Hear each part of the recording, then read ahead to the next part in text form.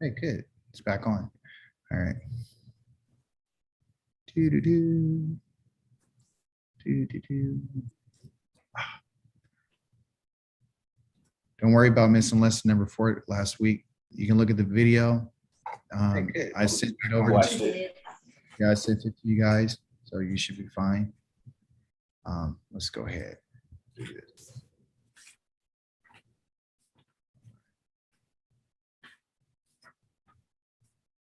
Oh, good. 2 more people. Yes. Yes. Perfect. Can you guys see my screen? Not yet. Not yet? Let me show. Let's see this. Okay. There we go. You can see it? Yes. All right. I don't know if you guys know this, but I just wanted to quickly share it with you. I was going through my little library and I found the book that's Zandervan's Bible Dictionary. And it's talking about, are you guys familiar with this? Yes. Oh, you are. Good. Just want to let people who haven't heard of it to not let them know. It's describing the descendants of Ham. Okay. And in our Hebrew, his name is not Ham. Okay. His name is actually Kam. And Kam means heat or hot. And that's from being in the sun to let you know that they're the ones who are dark. Makes sense. He says he's the youngest son of Noah. All right. It's really not Noah, it's Noach. Okay. He was born probably about 96 years before the flood. Okay. And one of the 8 persons to live through the flood, he became the progenitor, okay, of the dark races, not the Negroes. But the Egyptians, okay, the Ethiopians, the Libyans, and the Canaanites, okay, and they give you where you can find that in Genesis chapter number 10, okay, and then it talks about his indecency and so forth and so on. So just want to let you know that, you know, we're not African, okay, we're not part of those people, right? Meaning that our culture is quite different than those who are in the Canaanites. So when Yah tells you to go ahead and destroy the Canaanites, he's talking about this is part of the family I want you to destroy of him. I don't want you to destroy the Libyans, and I don't want you to get rid of the Ethiopians. Actually, Yah likes the Ethiopians. And he says, don't mistreat an Egyptian because you were a stranger in this land, even though he destroyed their nation. I know it's kind of it's kind of interesting to see that we have a creator who would do such a thing and then tell us don't mistreat them. You were strangers, you know. But Yah, he doesn't hold a grudge against his people, not forever. But there's some people that he literally hates forever, and we read about that earlier. So I'm gonna stop this. Let's get into our lesson. All right, I'm gonna send you a copy also too of what we're gonna be talking about today, as you know. Anybody have any questions from lesson number 4 before I proceed to lesson number 5? Okay, if not, that's okay. All right, you guys. So remember this book that we're studying out of, it's written by a Jewish author. And they're going to give you some different names that you have never heard of and you never will unless you're part of the Jewish community. I don't give, matter of fact, can you see my screen? That's the question. That's the question. No. All right, so here it is. So what we do is we take what we can, and here's your vocabulary words that you're going to have. At the end of this, you should be at 65 vocabulary words, okay? That's what you should be at. I'm going to send this to you. And looks like this vocabulary here, he found, he stood, he was, he ate, he guarded, he watched, he went, he lifted, he carried, he heard, he commanded, he fell, he slaughtered, he washed. These are all actions, okay? So primarily lesson number 5 that you're going to receive has to do with verbs, okay? Last week, we talked about a lot of nouns and their endings and plural nouns and so forth, but this one is verbs, Okay. These are verbs. These are actions. It's not going to tell us how the action was being done. You know, it doesn't go into detail about that. And it doesn't tell us how to, you know, what these little marks mean and all that kind of stuff. So there's more layers because each one of these vowel points underneath here tell you in what manner the verb is. You know, there's 7 verb stems just to kind of let you know. But we're not discussing that. We're just going to tell you about how these words here can work, how they operate, right? So that's the goal. The goal today is to talk about these verbs, right? So they do a little commentary here about the name of, what, you know, the Jewish people call him Hashem. Has he ever been identified as Hashem? No, he's never been identified or called in our Torah as Hashem. Has it ever been referred to as Hashem? There is the term in the Torah that's called Hashem, okay? But they never just call him the name. This is something that they came up with. And they go and they tell you that this is a Yod, Hey, Vav, Hey. It's really not, I already told you guys this, that it is a Wa. It's not a Vav, right? So this is really a Wa. You want to verify that? Go on Google, check it out and see who's using the Wa. Who's using the Wa? Well, the Arabics and the Arabians are using the Wa. They use this, they use a Wa. It might look a little different, but the Wa is still active in the Middle East, okay? This V right here is more of a European, okay? It's more of a European usage of the letter, all right? Also, too, they told us that this word is kadosh, which we already know. I'm not going to go over that, but you can look over this information in your spare time when you do get it. And they tell you other things also, too, that they don't call him Elohim. They call him Elohim. And they tell you the reason why they did that. You know, I don't want to go in and talk about it, but that's how they look at it. All right. Because we're not here to do a study. We're here to learn how to use these verbs. All right. So what this is the rules so far we went over. I think we're up to rule number 10. But now what this is doing is we've already been introduced to verbs, but now it wants to continue talking about it. Back at, I think on page 5 and 6, which they have here, they discussed it, but now they want to go into more detail because a lot of times they have notes on the bottom say, hey, we're not going to go over it right now. It's not the time. So what we see is they're building upon other lessons that they've had in the past. So we're going to be going back and forth over certain things. So don't get frustrated if I don't give you all the information. This is systematically done on purpose. I share this way to you because, or I'm explaining to you the reason why they've done this is because when I went through this book, I was trying to understand the reason why the author would do certain things. I just don't want to learn. I want to learn why. Why did you do this? But I've learned over the last 2 times that I went over this book that if you stick to what they're talking about, you're going to be able to gather it better. You're going to be able to receive it better. If I give you too much, you'll choke on it and you'll get discouraged and you wouldn't want to do it. You'll be like, it's too confusing. Okay. Anyway, on page 5, they mentioned that what a verb is, and we know what it is, an action. I don't have to go over that. In Hebrew, verbs are made up of 3 letters. Okay. They're made of 3. That's it. They're made of 3. This is key for us to remember. Okay. And sometimes you're going to have a root that has 2 letters. And then you have a root here that has 3 letters. It's still a root. It's still a shoresh. Okay. And they call it a root, but in Hebrew it's called a shoresh.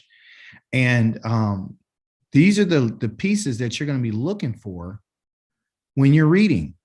And what we mean by that is all they're doing, you guys, if you understand that there's 3 letters, anytime you look at a word, you're looking for the first 3 letters, or excuse me, not the first 3, but you're looking for these roots inside of the sentence. Okay. You're looking for a call. As soon as you see the aleph, the kaf and the lamed, you know, oh, that has to do with eating, or it has to do with devouring. It has to do with something with eating. It's a verb to eat. If you see the dalet, the bet, and the resh, you will see it, you know, and then they'll be your centerpiece, and then they'll add something on the end, or they'll add something on the beginning, or they'll put something in the middle. That's what this is about. So these are nothing but pieces to your puzzle. Okay. So in your pieces to your puzzle, you got to understand that a lot of these pieces that you have are going to be verbs. Okay. When you have nouns like a horse, which is what? Somebody tell me how you say horse. Deuces. Yeah, Sus. Good, good. Is Sus and Susay or Susa, right? So you got horses.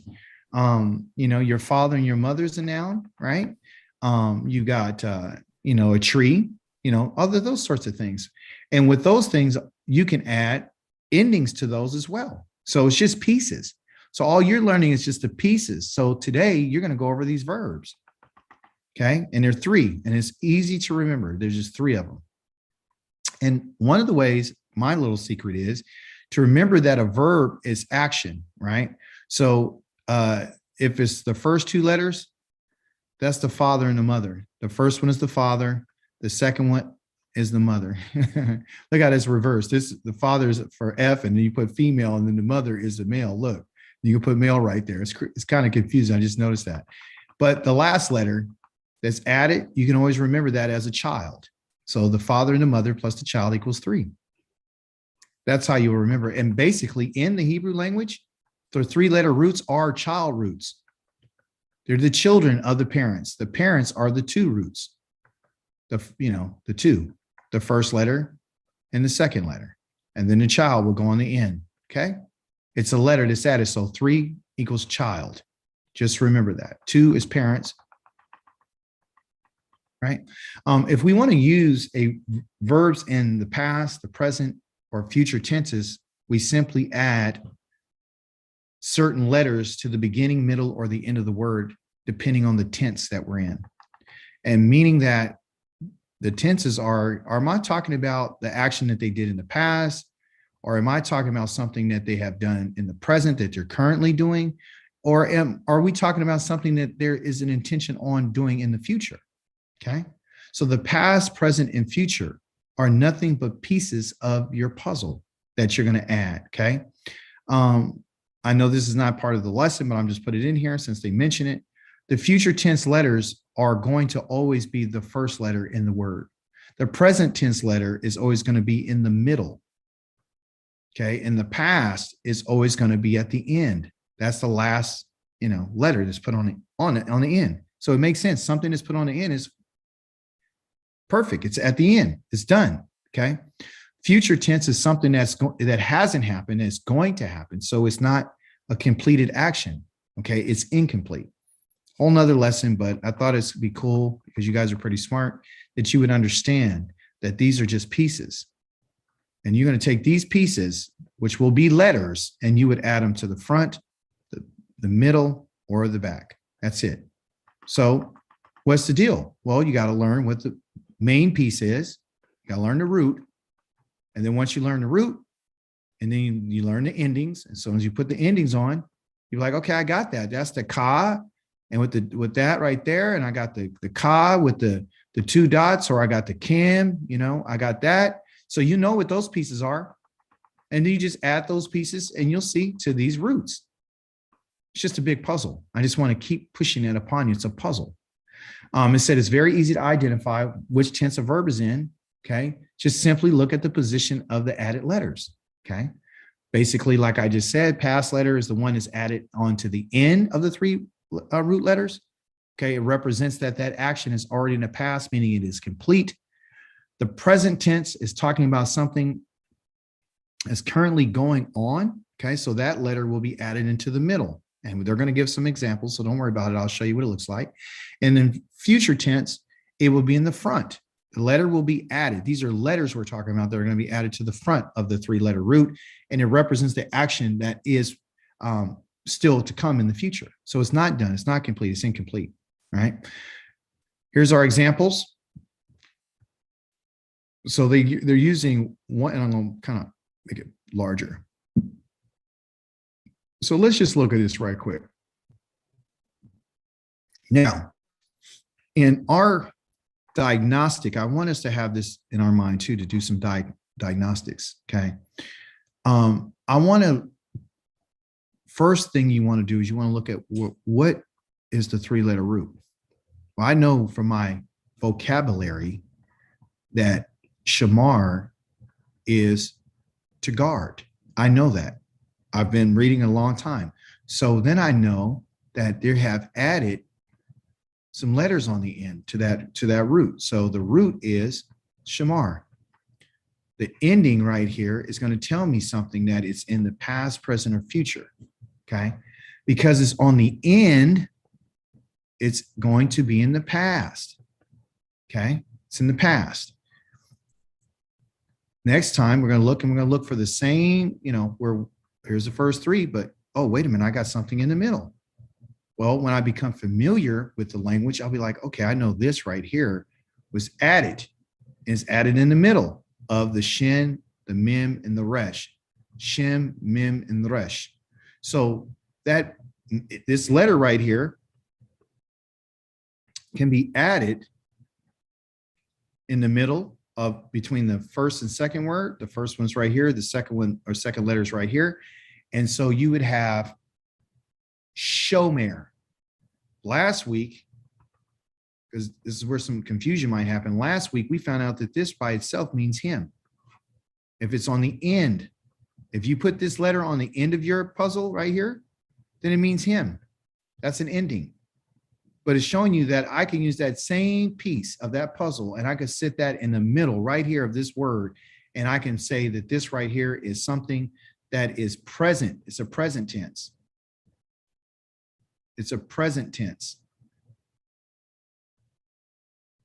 It's going on right now. And generally, when something's going on right now, they would add the letters ing, so here the word shamar means to guard. And then when I put shomer, it is guarding. And if I'm guarding something, that makes me a noun. And that noun would be, I'm a what? I'm a guard. If someone is guarding, they're a guard. You see? So this word could be an action that's happening, but the person who's doing the action has to match the action that's being done. Does that make sense? Okay. So you would add that letter to the middle. And so one at the top is the past tense. And that's because the letter is on the end. This one right here, this letter was added into the middle. Therefore, it's a present tense. Okay, presently going on. Then we have a letter that's added onto the front. Okay, and so this is a future tense. Okay. I don't want to discuss why these letters, and they're not discussing it right now. Why is this the what these two letters represent? I don't want to really discuss too much either with this. I did a little bit, but not too much. We'll talk about that later. Okay. I don't want to talk about what this aleph represents. I don't want to talk about that. I just want you to understand from this lesson that you're going to add letters into the end of something. You can add it to the middle of something, and you can add it onto the front of something. Okay, of that something is this root. Easy to remember: future, front. Or the song, "There's no future in your fronting." There's no future in it. Okay, so any questions so far? And we're talking about what? Nouns or verbs? What are we talking about? Verbs. Talking about verbs, actions. Okay. But so you can see that letters can be added. Okay. So when we look at shamar, it tells us that I guarded. So that they're letting you know when you get your lesson packet, you'd be like, okay, this right here is this right here. Well, where's the dot? Well, they just didn't want to put it in there, but it's still the same thing. That thing right there is I. Okay, I guarded. Okay, that's what that means. And it's added to the end of the root. Shomer, I am guarding, ing. Presently doing something. So they add a wa. That's the piece they'll add. I will. That is the aleph. Future tense. So you're going to do something in action. It's added to the front of the root. So that's all it is. So when you look at words and you don't know what they are, what you got to do is you have to use what they would say a diagnostic and go and say, okay, well, how am I going to chop this word down? And that's the practice. That's what you're going to start understanding. You're going to learn how to chop stuff down. That's why when you read, they want you to read in certain like syllables and when you read, there's always going to be something added to the front, and there's going to be something added to the middle. Sometimes there's something going to be added to the end. And so the more you read, you'll be like, oh, I can identify that. So that's what we're doing. And then you'll identify the verb. You'll know something is a verb. And I need you to hear what I'm saying. You'll often know that something is a verb first and foremost from the vocabulary. Okay. And you'll look in your sentence to be like, the verbs generally come first in a sentence. So it's the verb and then the subject and then the object. Okay. That's how it works. The adjective too describes the subject will usually probably be right here. So it'll be verb, subject, adjective describing the subject, and then here's the object, right? And then the adjective that's describing that would be after that as well. And that's the structure of the sentence. But you got to know your roots, okay? And you got to know the letters, which you'll learn where they're supposed to go, okay? And there are just a few of them, okay? There's the aleph, like we have today. We have the wa, that's added, okay? But also too, we're not talking about adding an ah on the end to make it feminine. We're not talking about that, okay? Because you can't, because verbs are male and they're masculine and feminine, and that will match what's going on. But we're not talking about that in particular ending. These are just talking about letters that we use at the front or the end or the middle of your verb, okay? And then you got the tav, well, you got the yod too. You got the tav, you got the tav. What else do we have? I think these are literally it. And I think we'll see. But I know it's just they'll use those letters at the front, the end. And once you learn those letters, that'll be fine. And so it tells us, hey, look at the letters that can be added. And so they give us little notes there. You can go over those notes and you'll find that out. So that's not hard. That's not hard at all. It's just a puzzle. Okay. Next page. So we have this verb called shamar, meaning to guard, as our example, the shin, the mim, and the resh. There's no vowel points underneath it because once you learn how to say the word and you can identify it with your eyes, and you know what it is, then you'll be like, okay, I know that's guarding because the resh is only that's shamar, shamar. Okay, that's guarding. I know what it is. And then it says they have that example, and then they have listed all its possible forms, meaning the way that it can change.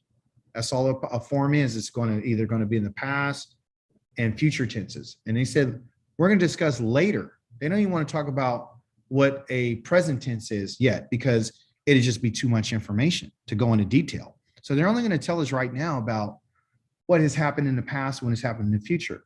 From a biblical standpoint, and of course, they're using the Torah to even put this book together. But for us to understand this is to know when something was said, okay, and how it was said and who it was being said to. We also recognize that something either could be in the future tense or in the past tense. And that makes a difference on whether you're talking about a promise, you're talking about an oath, you're talking about something that's going to happen. That's the reason why you got to learn this. And it's not hard, okay? So, and also too, you can use it in your conversation. Today in our readings, we were talking about how Yah said, I love you.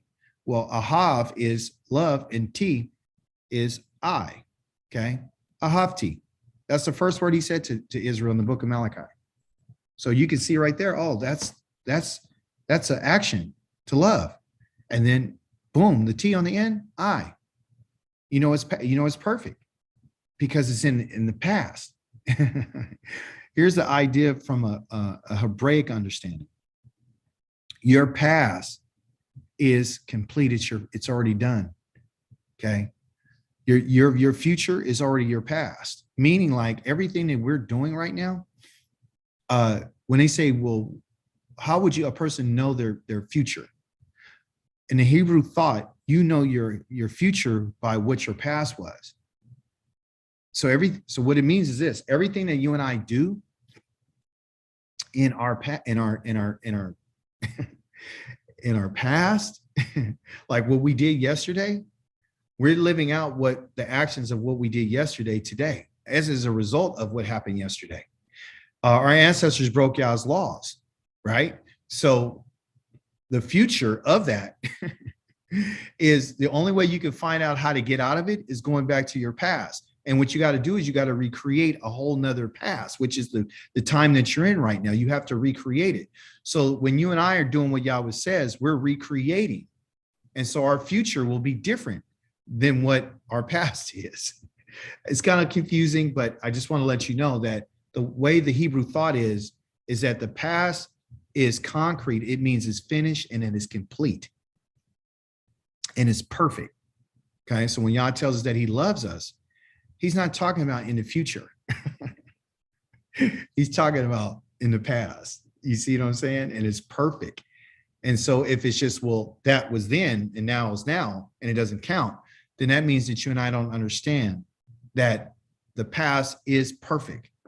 Okay. So when we create something new, it goes into our past, which means that the future that you and I have will be a result of what we did. Okay. Whole nother thing. Here, they're adding letters and they're letting you know what those letters are. So on both sides, you still have the same, root, which is shamar. And so they're showing you what it would look like, how you would say it in the past, and they would say it in the future. And so what have they done? When you look at this chart, when you get it, it's going to be, okay, everything is here. That's your focus. Don't get caught up in this because that is just guard, shamar. Shamar is the same thing all the way down, shamar, all the way down. Will, the will is the future, okay? The endings here is the past. Whatever those endings are to tell you that's in the past, okay? Some of them won't have a letter on the end, okay? Because some 3-letter verbs, especially if they're masculine, they're perfect. They don't need an ending.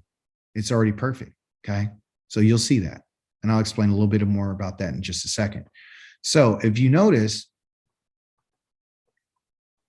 even the letters that are being used, I don't want you to focus on that right now. What I want you to focus on is when you get this, I want you to understand that you're always going to be talking about a first person, a second person, and a third person, okay? That can go under a single, okay? Or it could go under, especially if you're talking about yourself, the first person could be common, okay?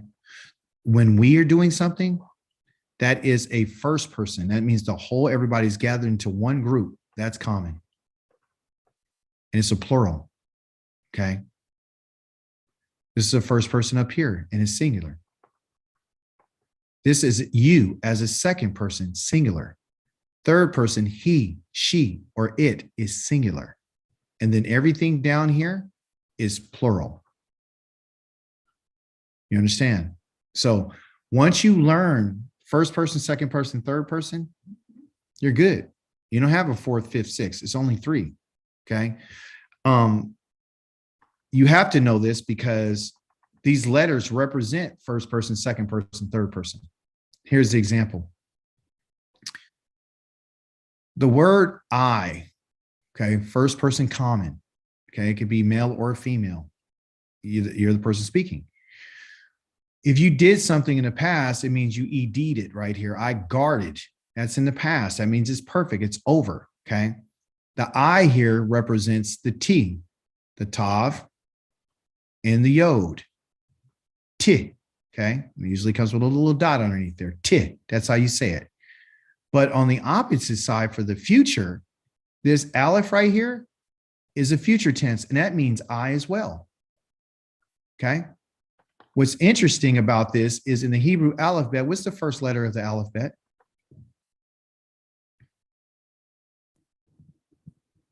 The Aleph. What's the last? Tav. Okay, here you go. See? So one's first, and this is the last. This last is right here on the end. That's an easy way for you to remember. Okay, so anytime you want to think about you doing something as an individual I, you would say I, you would be thinking about the Aleph. If it's going to be on front, it means in the future, I will do something. Okay, if you're thinking about something that you've already done or you have done and it's perfect and it's over, then you would put it in the end. You put it in the past. And so you know if it's in the past and it's at the end, it's going to be the tav. Okay. A quick, easy way to remember that. Okay. And I think that's one of the reasons why they use it that way, because the aleph is the first. Okay. So you can see if it's in the future, it's an aleph. It's in the past, it's a tav. So you would say a little differently. Okay. Here I would say eshmor. 3 dots is an EH. Then we got the SH, esh, and then more, MOR. That little dot right there is an O, and that's more. So eshmor. That means I will guard. So they're going to give you all these different examples using the same identical root. The root is the shin, the resh, a shin, the mem, and the resh. So you'll learn that table. You have to learn that table. So let's see. There's another example here. Here's the root there. Here's the root there. Shin, mem, resh. And you'll get it. You'll see it. You're like, oh, okay. And they all have different sounds. So what gets us often is that when something sounds different, you know, we say eshmor and we say tishmor and then we say tishmuri and then we say yishmor and then we say tishmor again. It'll confuse us. And we'll be like, well, what are you talking about? Well, it has the same root. That's why you got to be open your ears for sounds. Okay. I want to bring something to your attention. Tishmor and then tishmor. Okay. One is you, second person, singular or masculine singular right here. Then he turns around and it says she and it, which is feminine, will guard is tishmor as well. And they got a note on it, right? To tell you why. You know, they might tell you why, they might tell you have to come back and learn later. But the bottom line is sometimes, depending on the context, a tishmor could be for either a second person male singular, or the tishmor can be for a third person feminine singular, depending on the context, what it's being used for. Okay. Somebody tell me, and just take a guess, why are there no letters added to the end of this in particular root? Shamar, why is there no? It's already masculine. It's already masculine. It's already what? Perfect. So anything that's perfect, and that's what I want you to understand. Anything that's perfect, okay? The only one that's perfect, but by itself with nothing added to it, is the he and the it right here. If I want to make it feminine, I put the ah on it, okay? And then she or it will be, you know, in the past as well. You know, she will become perfect, okay? So the male is already perfect once it's in his 3-letter root.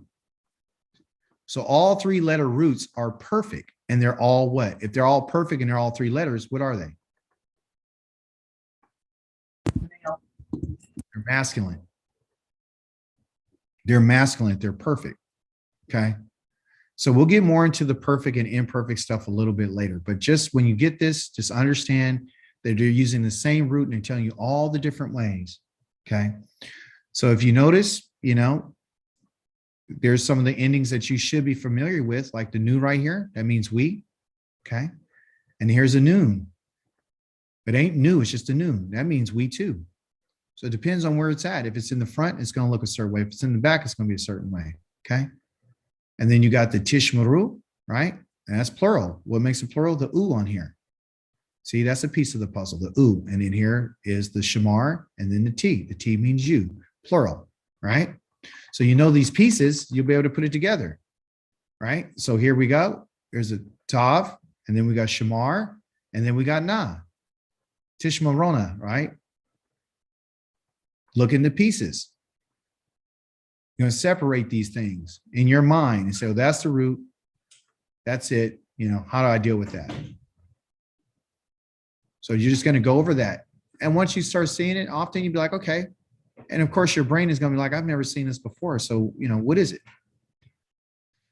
So the notes on this is telling you how you end up coming with he guarded and how things are added to it. So you're going to go over those notes. And they're going to give you a little bit more information about, Tishmuru and guard and so forth and so on. It's a little bit of information right here. So when you see these notes, like, let's see here, like note number 4, note number 5, where's 5? Here's 4. Oh, here's 5. They put it up there. Here's 6. They tell you why.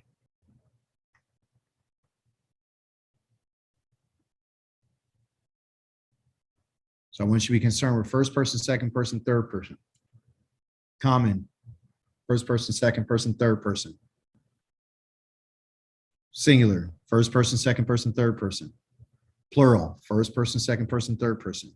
And then you have male and female, and that's all you got to remember. Okay. Here's an example of forming verbs. Okay. So the question is how would we say we heard? So we're going to use the same verb that we've used, which is shamar. And the reason why it's he is because it's perfect. If we say we in the past, we see from the table, which is the chart that we just had, that we have to add a noon and a wa, which is new. Okay. Kind of like when we say, when we talk about our Elohim, we call them Elohe new. That new on the end tells us, when you hear new on the end, that's what it is. It's telling you it's on the end. So guess what it is? It's our Elohim. Okay. Or to us, we or us. Okay. And in this context here, we're talking about we heard, right? It's not shamar. I'm mistaken. I didn't look at it. It's shema. What does shema mean?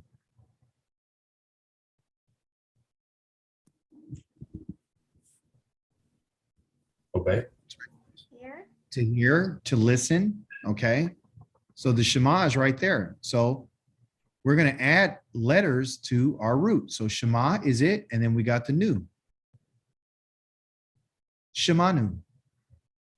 And what does shemanu mean? We listen. We heard. Okay.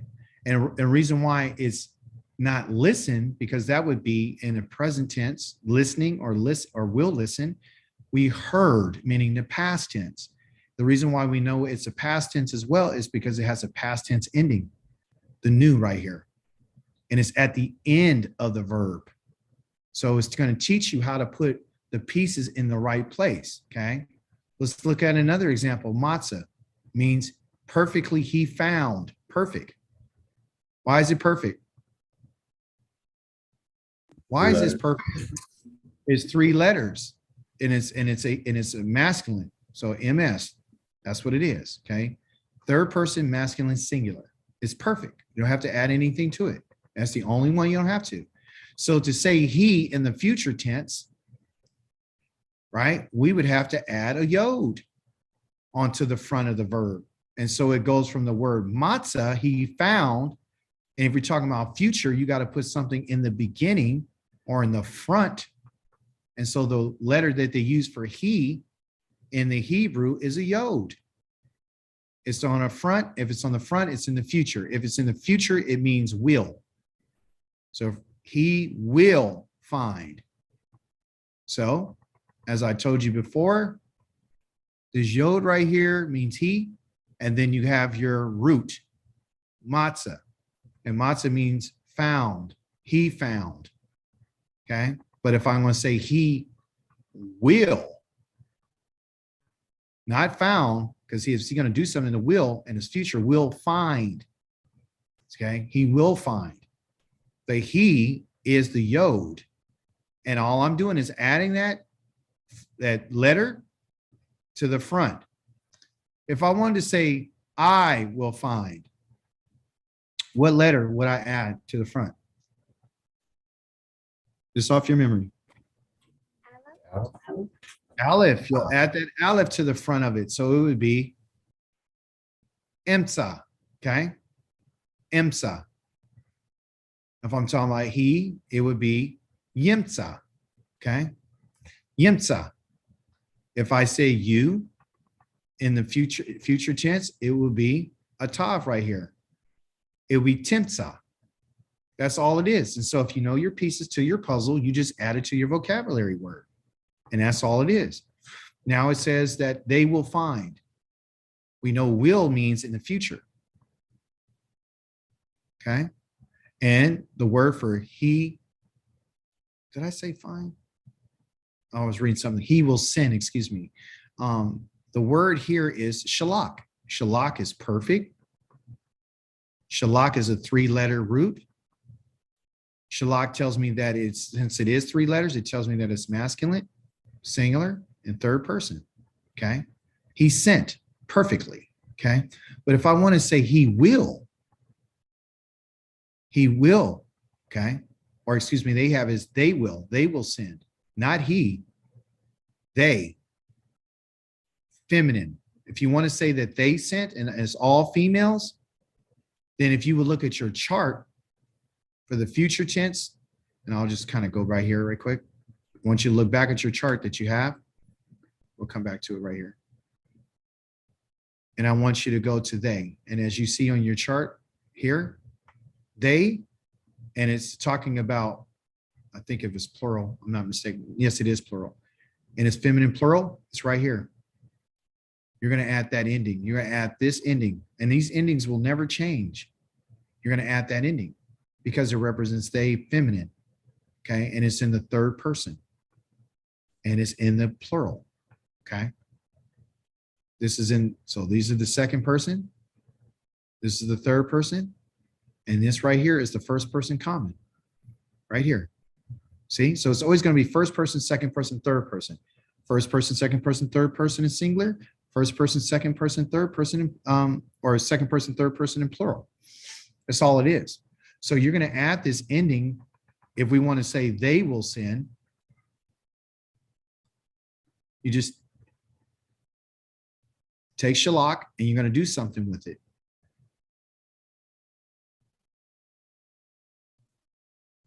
What you're going to do is you have to add, okay? We have to add a tav onto the beginning of the verb.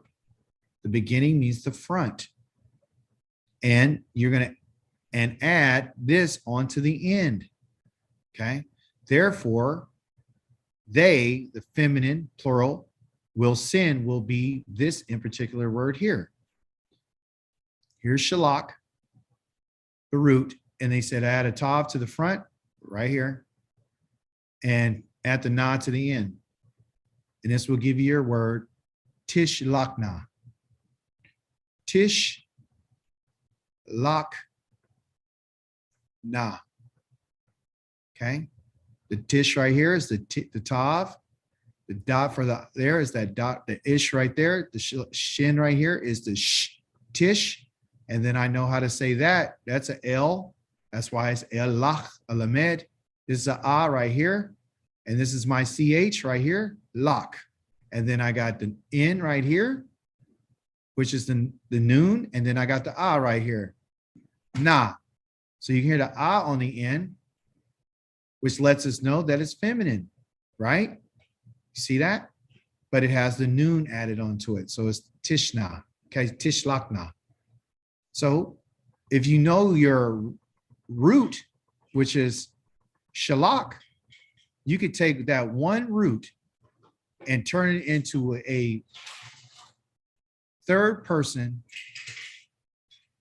I should put it right here. Feminine plural. Okay. That's what you would do. You just got to know your roots. Shalak. And then once you learn what this is, and this combination, because the combination is really this. So that will be here, and then your root will go here. And then once you learn your ending right here, nah, then you'd be like, okay, I know what this is. I know what these, you put that you're taking pieces. Here's a piece that's added, and here's another piece. Okay. Once you memorize that, you'd be like, okay, I know what this is. I know what the root is. So the root is to sin. And then I know what this means. That means this combination right here tells me that that's feminine. And it also lets me know that it's plural. And also lets me know that it's third person. Okay. So when you do your diagnostic on it, you'd be like, okay, I know what that is. And you'll see more of that. Okay. So also know, and then he tell you that tishlakna also says also how we say you, and it's second person, plural. And that's on the chart. You'll see that again. So remember how I say Tomer, or I don't know if it's Tomer or Yishmor, but you'll see some things that are very similar. And let me show you what I'm talking about. What they're referring to is this word here is exactly the same as this one. Exactly. But one is for you, which is the second person plural. And the other one here is they, which is the third person plural. I should get another color. That green is kind of tripping. So these are the same. This right here, up here, is the same. Same sound, same letters and everything, but they mean something totally different. Okay. This is a second person singular, and this is a third person feminine. See, this is right here a second person plural, and here's the third person plural. See, so they're letting you know that you might have the same sound, but the context will determine what you're talking about, and probably the letters that are next to it or the words that you would see in your puzzle would be, would kind of identify whether or not you're talking to a third person or a plural, or you're talking to a second person.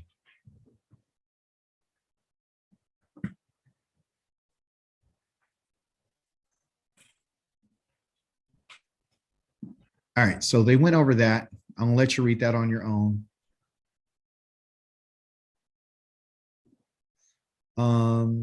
Let's look at this right here, page 38. Let's look at this. All right. I didn't get. Here we go. So the word is made up, and they're letting you know they're going to do like a little diagnostic here. They're going to chop the word up. And that's what I've been trying to make sure I teach you. They're going to chop this word up. Okay. So we know that every root has how many letters? Every verb has how many? It has 3. So let's find, and they kind of show you right here with those first 3 is they kind of give you a little cheat thing. The first 3 letters right here happens to be the actual verb. Okay.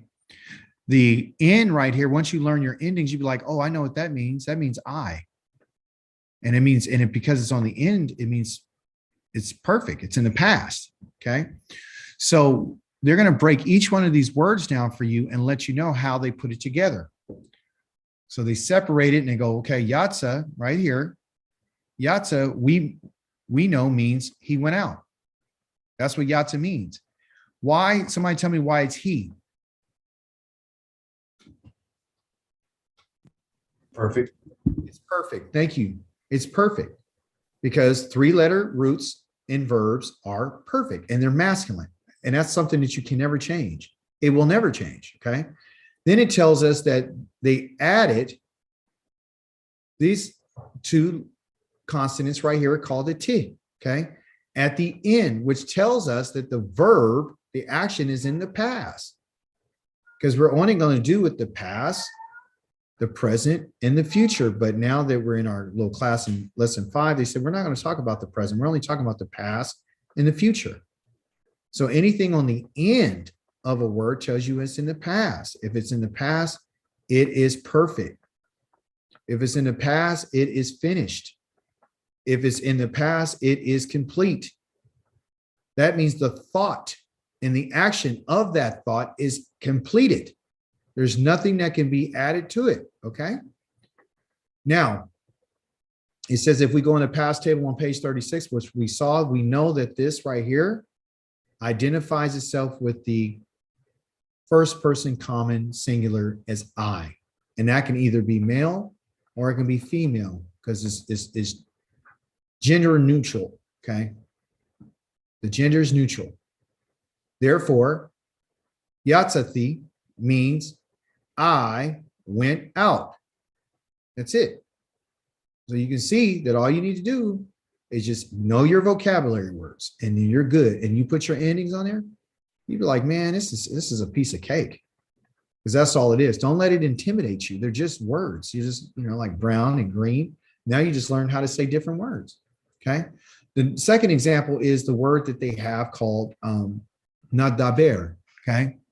So nadaber is consisting of the word debar or devar. Devar means to speak or he spoke. Third person, perfect by itself. The moment they put this noon onto the front of the actual verb, it is in the future because anything that's in the front is considered to be the future tense. That means something will happen. Okay. Future means it hasn't happened. It means it will happen. So there's certain letters that you can add to the front, which can be an aleph. It could be a yod. It could be a, here we got a noon, and it could be a tav. Okay. This is I. Oh, it can also be a tav too. Yeah. This is I. This is he. This is we. And this is you. Okay. And if it doesn't have any of these letters, it's perfect. And it's always, okay. Right. So this is, if you want to say he's going to do something in the future, excuse me, I'm stand corrected. Anything that's added on the front, it's a will situation. So I will, he will, we will, you will. The he can be turned into a feminine just by adding a certain letter onto the end of that. The you can also be turned to feminine by adding a yod to the end of that. And that's on your chart. But all you got to remember is if I add something to the front of a root, okay, that verb, the action of that verb is future tense because we're only dealing in those two tenses right now, which is the past and the future. Question, if something is in the past, where would I put the letter or letters? At the end. The end, because it goes on the end because it's the end of things. If it's the future, where should it go? First. It's on the first. It's on the front. You understand? You can see that right now. Okay. So all your F's right here, front, first, future, it's right there. Past is the end, is completed, is done. So when you get this paper, you'll be like, oh, okay, I know what it is. So nadaber means we will speak. The noon right there is we, and which we will, excuse me, we will is the noon in the front. If I had a tav in the front, and it means you, well, it means you what? You will. If I put an aleph in the front, the aleph means I will. So you got to program your brain, okay? If I put a yod in the front, the yod means he will. Okay? That's what it is.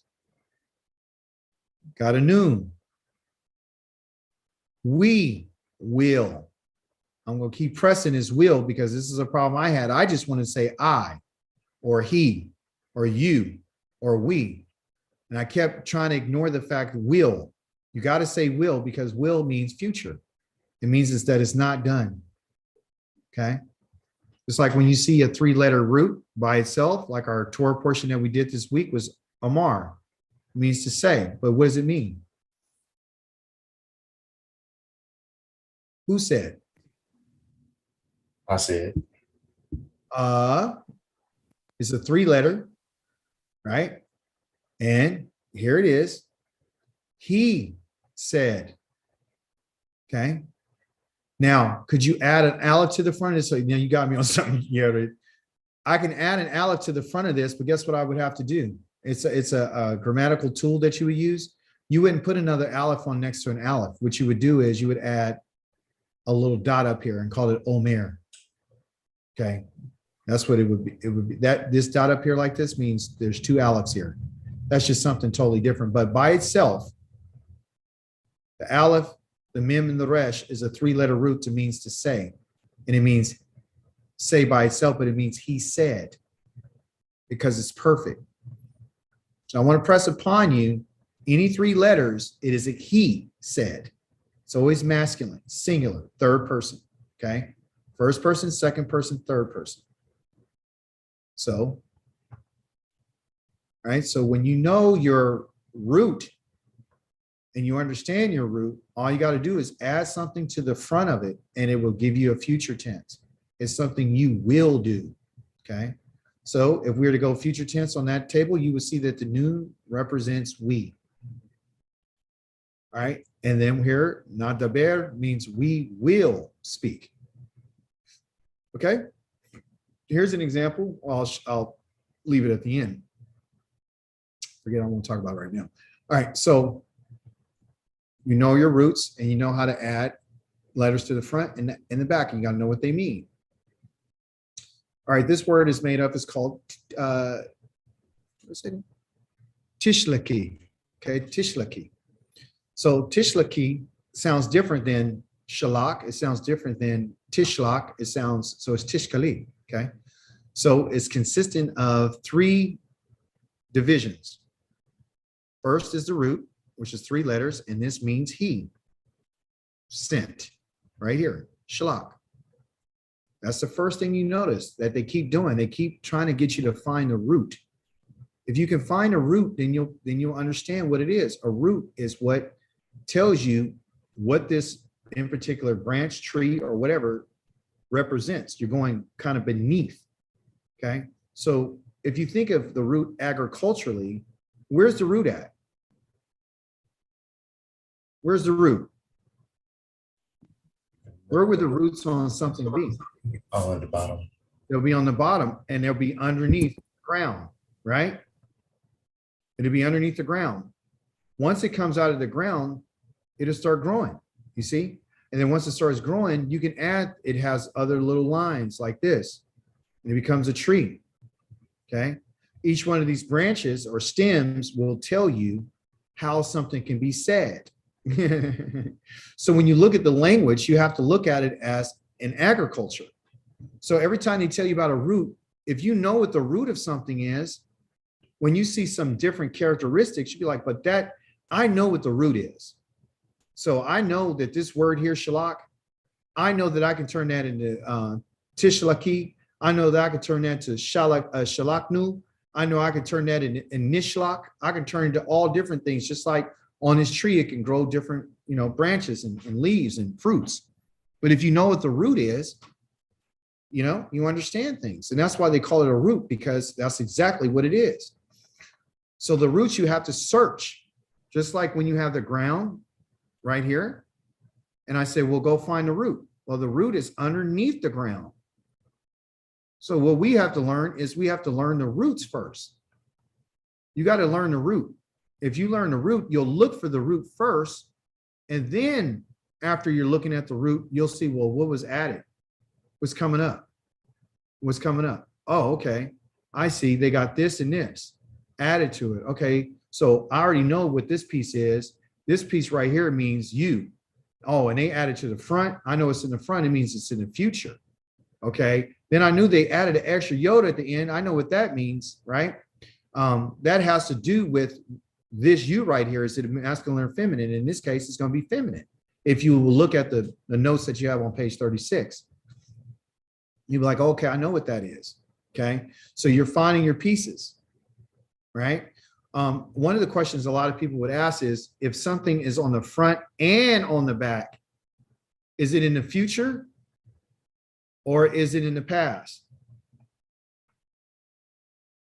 If it has letters added to the front and the back, how would you think it's in the future? Do you think it's in the past? In the future. Is in the future. Thank you. It's in the future. Tell us why. No past tense has a letter to the front. Exactly. So anytime you have a letter on the front, it means something that will happen. If they have something on the front and the back one is identifying whether it's a male or female or whether it's plural. That's all. Okay. So you'll see that. That's excellent. I'm glad you were able to see that. Okay. Because when I first started learning, I was like, what is this? All right. So in this case, I was correct. It says that if you add the tav into the beginning, right, and a yod at the end, it means you, feminine singular. Okay. So when you learn your past and present type of endings, you'll be like, wait a minute. So this combination is a tav and a yod on the end. Dot, dot, dot, dot. Oh, I know what these two this form is. That has a feminine singular. And I know the singular means you. But I know it's feminine because they have this combination right here. Ah, okay. I know what that is. Okay. See? And then if I had a tav on the front, and then I had the noon and the hay on the end, I'm gonna say, dot, dot, dot, dot. I'll say, oh, you know what? I know this could be either one of the two. Either this can be you, like we saw on the other page, or it can be they. It could be the second person plural, or it could be the third person plural. And I got to look at the context to find out which one it is. But this is what I'm looking for. You see? And if I know the dot, dot, dot, which is the root, if I know the root, it makes it easy for me to understand. Okay. So when I look at words, everyone, I'm looking for several things. First thing, I'm looking for the root. That's the first thing I look for. After I look at the root, I look, okay, what's on the end? That's a yod. Aha. If it's on the front, it means he, but it's not on the front, it's on the end. Okay. And it's this combination with the top. Oh, I know that's she. I already know that. That's feminine right there. I already know it. Because I've been reading and I've been studying and I remember that. I memorize it. Those are the markers that you're going to learn. Okay. I hope this is making sense. It's just putting pieces of the puzzle together. That's all. It's a puzzle. Here we go. You know, it's funny that our Torah portion kind of landed on this word today, which is, here we have, somebody tell me how to say this word. How do you say it?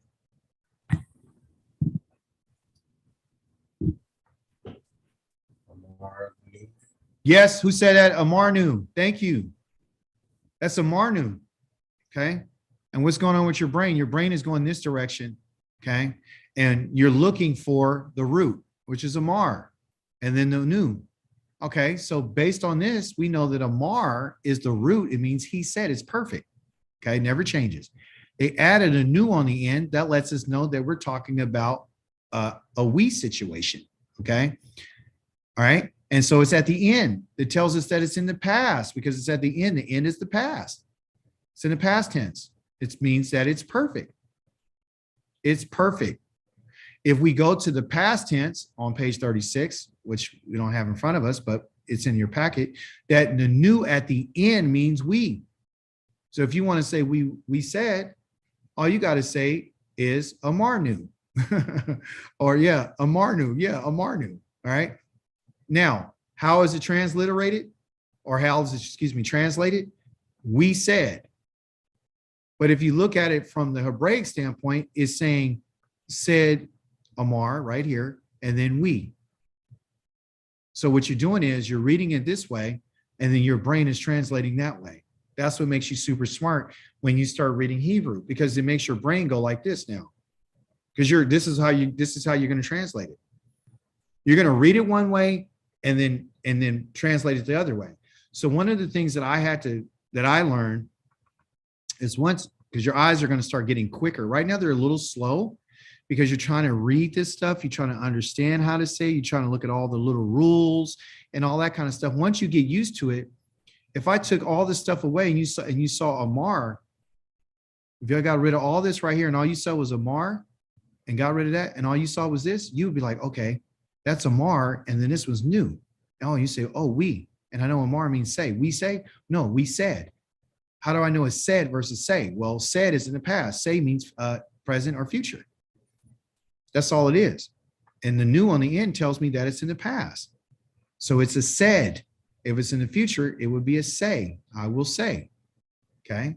Or they will say, or we will say. But it's not say. It's said. Okay? Amarnu.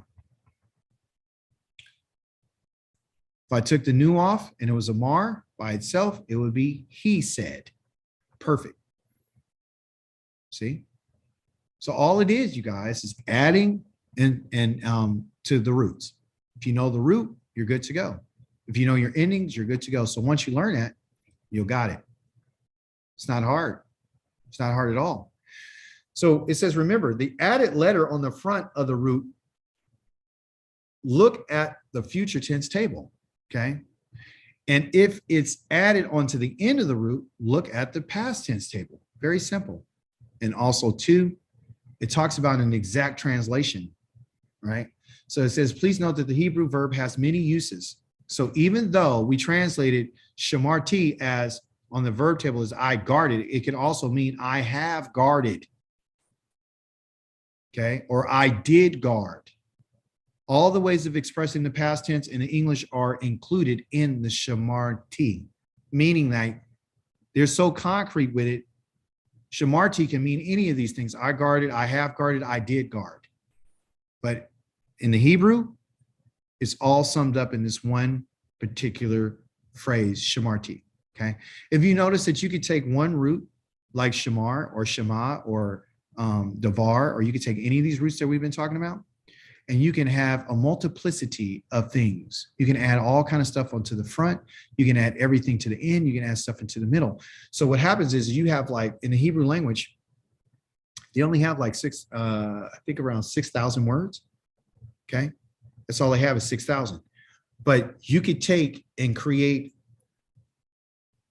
you can create like 30 different words off of one word. You see, that's what you could create off of one word. Shamarti could be shamarnu.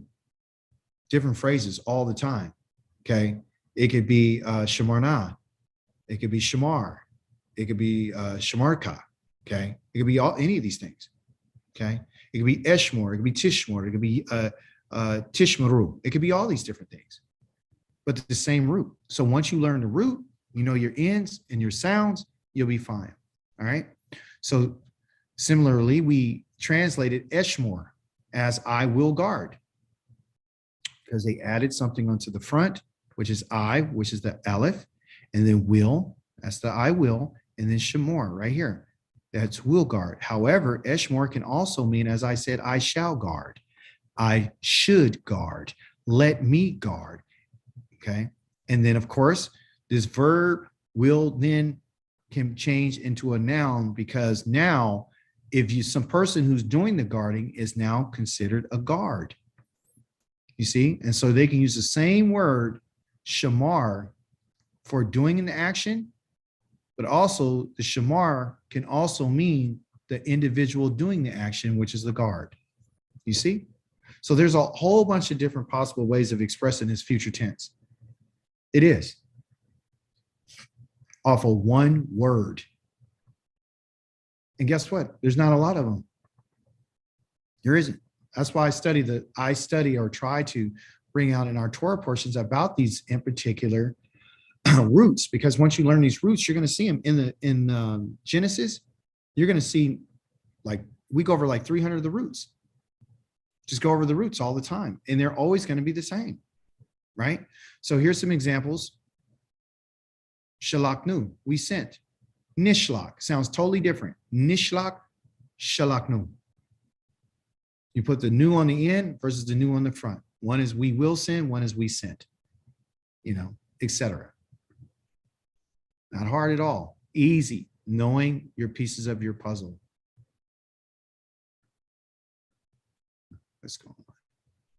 Oh, I didn't mean to do that. Did I get lost in the sauce? A little, okay. Okay, yeah. All right. I'm going to send a sheet over to you. You're going to get this. This is a summary of all the rules that you've learned in lessons 1, 2, 3, and 4, which you should have. It's going over everything that you already know. Okay, well, I'm not going to read it to you right now, because every time they do a lesson, they make sure that you go over everything that you went over, like, the semiku forms and how to say and a sheth and how to change that letter and how to turn a masculine into a plural into this and turn something feminine. You just add the and they talk about the letters, the prepositions that we went over last week, and then they talk about all the other things that we learned. Okay, And so this final thing here is right here, where you're going to get this in particular lesson today that talked about how you put something in the middle, the end and the front, past, present, and future tenses. That's all we went over today, and how you add those letters. That's it. So you could take any of those root letters that we learned about, shamar, davar, amar, any of those, and add your endings in the middle or the front. And there's a lot more to this, but they want you to learn what these in particular endings look like and what the tenses are. Okay. So you got endings for nouns, but you also got endings for verbs. Okay. One of the things that I wanted to share too before we leave is that in a verb ending, okay, the verb ending is only talking about tenses. That which is added to the front is talking about the tense in the future or the past, and we haven't got to the present. But when you're talking about a verb, when you add a letter to the verb, it talks about its tense, the action, when is it being performed. When you add something to a noun, it's not talking about its tense. It's talking about the person. It's talking about the number. It's talking about the plurality or the singularity of it, or whether it's masculine or whether it's feminine. So when you look at different words, some words will tell you, if you know your endings, you'll be like, oh, I know that's a verb, right? You don't need Bible Hub to tell you that, because you'll look at it and be like, I know what that's a verb. Well, how do you know it's a verb? Because I know the ending. So one of the things that I want to share with you, and I know you can remember, and I'll blow this up a little bit, because it blew my mind when I discovered it. And I want to share it with you. I don't want you to have to wait for it. Here it is, because it's not difficult. In the nouns, right? And when we talk about you, just for example, in the Hebrew, the you for masculine singular will be a final cough with this ending there. When you talk about you singular for feminine, it'll be final cough with these two dots right here. Okay. When you talk about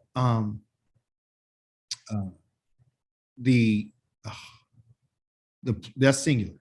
I'm just saying singular. When you talk about the plural, for you, it'll be Kim, cough in the mem, or the cough in the noon, final noon. Okay, added on to the end, right? What you can remember is this: in the verbs, you're always going to be ending in tavs. When you talk about nouns, they're always going to end in coughs. So when you see something added onto the end, it could tell you just based on these letters if it is a verb or if it's a noun. That's another way to tell. Okay? Because you would never say,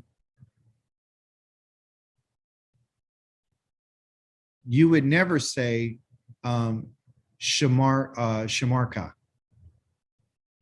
say shamarka. Never. You would never say that. You say shamarta, not shamarka, shamarta. So anytime you hear the ta on the end, you'd be like, oh, wait a minute, that's a verb. That's ta, not ka. Ka is for a noun. Tavs are for verbs. I didn't peep that until, way into my teaching or my studies. Right? So that's just a little note for you to understand that letters can tell, these letters will identify masculine and feminine, first person, second person, third person. It'll tell you whether or not it's male or female. It'll tell you all that. Okay. Just wanted to make that little point there and share that. All right. So don't get discouraged when you see that. You just focus on this week. Okay. Also, too, what I sent over to you, what I want you to do is I want you to translate these into English. Okay. After you study, like when you're doing your studying and you try to memorize it, I want you to take each one of these words, and the first thing I want you to find is I want you to find a root. Okay. I want you to find a root. It's 3 letters. Okay. You're not trying to trick you. Okay. You find your 3 letters. And then once you find your root in your vocabulary, it'll tell you what it means. Yatsa, you know, he went out. You know, lakak means he took. Okay. Halak means he walked or he went. Okay. Shalak means he sent. Amar is he said. Okay. And then you're going to look on the ends and tell you whether it's past, present, and future. And are you talking about an individual? Are you talking about a masculine? Are you talking about a plurality masculine? Are you talking about first person common plural? You know, we. And you look at your endings. So study it that way. Okay. Don't worry about saying it so much right now. I don't want you to focus on how to say it. You know, I don't want you to say, you know, amarti, shalakti. You can, or shalakta. I don't want you to really make that your focus. What I want you to do is do what they asked you to do, which is to translate it. You know what this is. Then you got your root. Know what this is. And then you got your root. That's added. It's on the front. Oh, but this has an end. Those go together. Okay, this is this, and this has this. Okay, that's added. There's the root. This is added here. Yomaru. There's the root. Okay, so go through that, and you'll find that and look at the previous lessons. I think lesson number 5 and 6. It is lesson 5 and 6 to go along with this. This in particular lesson, but it's rule. Excuse me, rule 5 or 6, not lesson. Rule 5 and rule 6 tells you how they introduce verbs to you. And now lesson number 5 tells you, it continues on to talk about that rule number 6. Okay, any questions? I know it's a lot of information, but it's nothing but a puzzle. That's all it is. So based on what you know right now, is this future or past? Future. Thank you. Future or past? Future. Why? Noon is at the front. Thank you. Simple. Past, present, and future. Past. Thank you. Why? It's at the end. Thank you. Past, present, and future. Past. Thank you. Simple, right? That's what it is. It's all it is either going to be in the front, okay, or it's going to be in the end. Or, you know, we didn't talk about the middle because they don't want to talk about it right now, okay? Then you'll see the big one right here be like, man, that's a long word. That's tishlakna. That's long. So what do? Chop it down. You know your vocabulary. Look for shalak. There's shalak. Tishlakna. Okay, I know that's, you know, either the you in the second person plural, or it's you, or it's them, or they in the third person plural, because that's what that chart tells me. You know, and of course I'm sitting around here flashing like I know it all, but I don't. It's just like I've been studying. I know what it is. I know what to look for. Okay. You know, and then you say, well, what is an aleph? Oh, that's I. What's the tav? Oh, that's you. Oh, what's the noon? Oh, that's we. Just simple stuff like that. So you go with the simple letters first, the yod. Oh, that's he. Then once you learn that, you'd be like, okay, I got that, right? Then you say, well, what about the ones that have the tav and the yod? ... What is that? Well, you figure out what it is. It's like, oh, that's feminine. I know that. I know that's a feminine. Okay.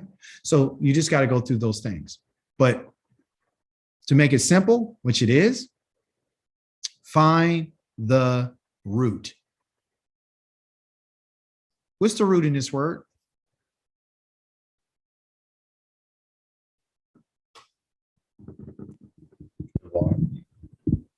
Huh? What letters? The resh, the bed. Is the dalit right here, The ballot. the bet and resh, which is the bar. Okay. That means to speak. All right.